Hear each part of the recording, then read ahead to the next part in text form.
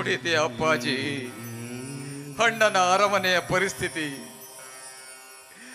ನೂರಾರು ತಲೆ ಕಂಡರು ಕೂಡಿ ಬಾಳಿದ ಕುಟುಂಬ ಇದು.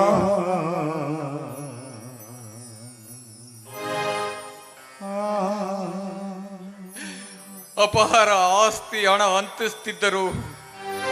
ಯಾವುದೇ ದುರಾಸೆಯನ್ನಳಿದು ಜೀವನ ನಡೆಸುತ್ತಿದ್ದ ಕೂಡು ಕುಟುಂಬ ಇದು.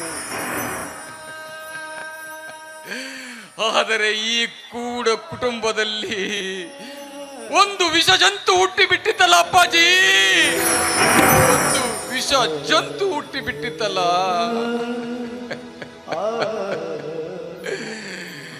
ನಿನ್ನ ಕಿರಿಯ ಮಗ ಸೂರ್ಯ ಆಸ್ತಿಯಲ್ಲಿ ಪಾಲು ಕೇಳಿದ.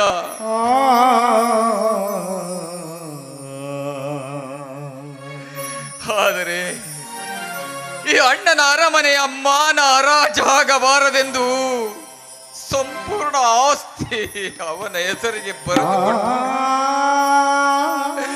ಸಂಪೂರ್ಣ ಆಸ್ತಿ ಅವನಿಗೆ ಹೆಸರಿಗೆ ಬರೆದು. ಈ ಅಣ್ಣನ ಅರಮನೆ ಎಂದರೆ ಒಂದು ಜೇನು ಗೂಡು ಇದ್ದ ಹಾಗೆ ಅಪ್ಪ, ಜೇನು ಗೂಡು ಇದ್ದ ಹಾಗೆ. ಆ ಜೇನು ಗೂಡಿಗೆ ಕಲ್ಲೇಟು ಬೀಳದಂತೆ